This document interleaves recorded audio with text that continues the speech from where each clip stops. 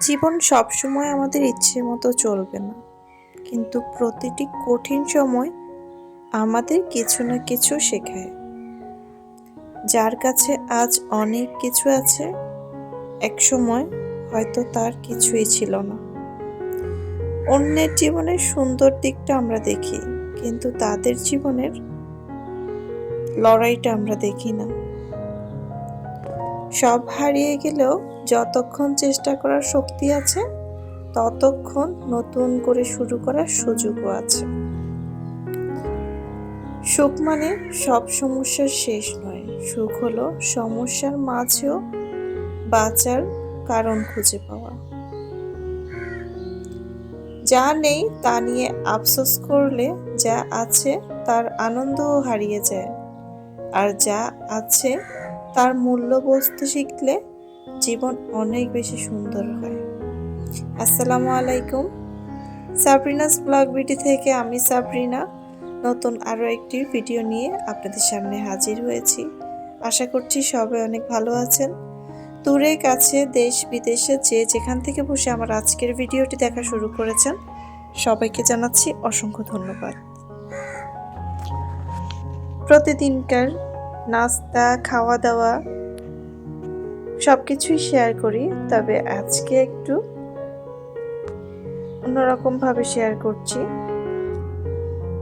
ছেলেকে মাদ্রাসায় দিয়ে এসেছি, আর এই মাঝে যে একটা ঘন্টা থাকে, সে 1 ঘন্টায় আমি যা যা করলাম আজকে সব কিছুই দেখাবো। ছেলে বাসায় আসলে নাস্তা খুঁজবে, আর বাহিরের খাবারটা কম দেওয়ার চেষ্টা করি, তাই ঘরেই ওদের জন্য কিছু নাস্তা বানিয়ে রেখেছি, আর ছেলেকেও দিয়ে দিলাম আসার সাথে সাথে। বাইরে কিন্তু অনেক বৃষ্টি হচ্ছে। এই বৃষ্টিতেও ছোট মেয়েটাকে নিয়ে আমি বড় ছেলেকে আনতে যাই। ছোট মেয়ে আর বড় ছেলে বলাতে কেউ ভাববেন না, বড় ছেলে মানে অনেক বড় আর ছোট মেয়ে মানে অনেক ছোট। আমার ছেলের বয়স 6 বছর আর মেয়ের বয়স 2 বছর পার হলো। তো ওদেরকে নিয়ে এসেছি দুইজনকে। আসলে বৃষ্টিতে ছাতা যতই থাক না কেন একটু ভিজে যেতে হয়, তো ওদেরকে নিয়ে আসলাম, আমার মেয়েকেও নিয়ে আসলাম। এর ফাঁকে কিছু কাজ গুছিয়ে নিয়েছিলাম, কিছু কাজ এগিয়ে নেওয়ার জন্য কিছু গুছিয়ে নেওয়া লাগে। ছেলে যখন থাকে না তখন অনেকটা কাজ এগিয়ে রাখি। এই যে মাংসের মশলা সব কিছুই কিন্তু আমি রেডি করে গিয়েছিলাম। ছেলেকে নিয়ে আসার পরে ঝটপট করে আমি সব কিছু একসাথে মেখে বসিয়ে দিচ্ছি।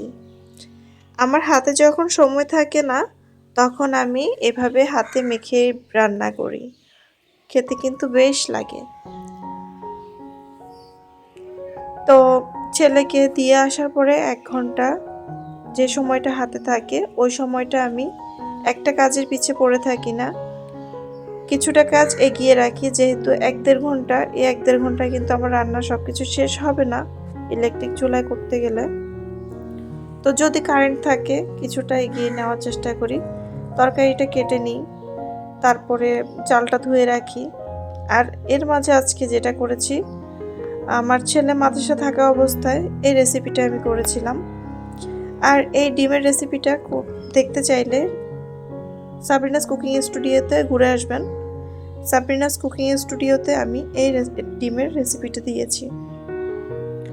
এটা কিন্তু ছেলেকে মাদ্রাসায় দিয়ে তারপরে আমি এটা বানিয়েছি। আর আমার ছেলে আসার পরে ওকে হচ্ছে যে আমি ধাপে ধাপে কিছু না কিছু খেতে দেই, কারণ ছোট মানুষ, খিদা লাগে। তার এই জিনিসটা হচ্ছে যে মানে ওকে দেখানোর জন্য সারপ্রাইজ হিসেবে দিয়েছি। তো ওর মতো করে কাটতে চেয়েছিল, কিন্তু কাটাটা সুন্দর হচ্ছিল না দেখে আমি এবার ছুরিটা নিয়ে আমি কেটে দিয়েছি। আসলে এত টেস্ট হয়েছিল, এত মজা, আমি যদি না বানাতাম বিশ্বাসই করতাম না যে এই ডিমের ফোমটা যেভাবে দেই সেভাবে স্থির থাকে, আর এটা কুকটাও হয়ে যায়। আমার মেয়েও অনেক পছন্দ করেছে। মানে আইসক্রিম খেলে যেরকম আইসক্রিম মুখে দিলে মিলিয়ে যায়, এই রেসিপিটাও ঠিক তেমনই একটা রেসিপি, মুখে দিলেই এটা মিলিয়ে যায়। এক টুকরো মেঘের মতো নরম মোলায়েম ছিল এই নাস্তাটি। অবশ্যই ট্রাই করবেন বাসায়। তো আমি যেভাবে বানিয়েছি মাশাআল্লাহ কোনো অংশ পুড়ে যায়নি, খুব পারফেক্ট হয়েছে।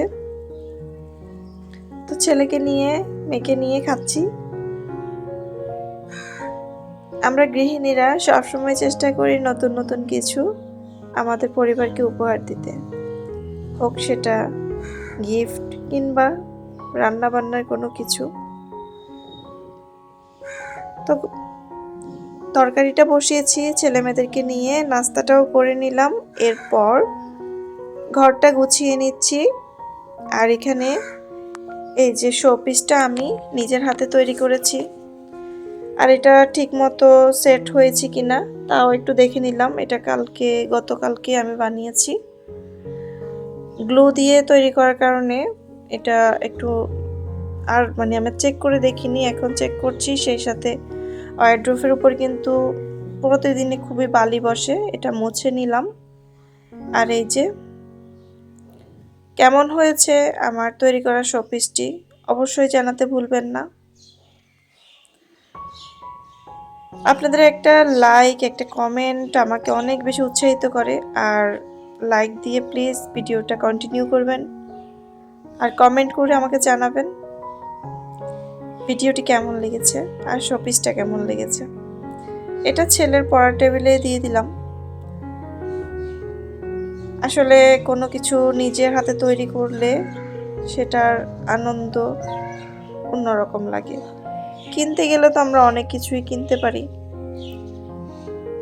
টাকা খরচ করলে আসলে সবই সম্ভব, কিন্তু আপনি যখন কোনো কিছু তৈরি করবেন নিজের হাতে সেটার আনন্দটাই অন্যরকম আমার মনে হয়। তো এইদিকে কাচের জিনিস প্রতিদিনই বের করা হয়, আর কাজ শেষ করে আবার গুছিয়ে শোকেজে রেখে না দিলে কিন্তু খুব এলোমেলো হয়ে থাকে জিনিস। আর এই যে দেখুন, এখানে আমি পটল ভেজে নিয়েছি 5টা, একদম গোটা গোটা পটল সুন্দরী। আমার অনেক আপুরাই তাদের চ্যানেলে ভিডিও শেয়ার করছেন, তাই আমিও না করে পারলাম না, পটল সুন্দরীকে ভেজে নিয়েছি। আর এদিকে পটলের চামড়াটাও সিদ্ধ করে নিচ্ছি ভর্তা করব বলে।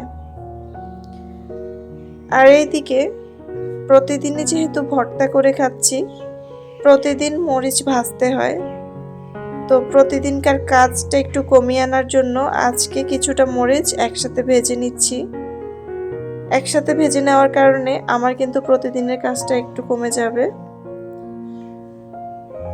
অন্ততপক্ষে 5 থেকে 7 দিন এই মরিচ দিয়ে চলে যাবে। তো আজকের ভিডিওটি কেমন লেগেছে অবশ্যই জানাবেন। আজকে এ পর্যন্ত, আল্লাহ হাফেজ।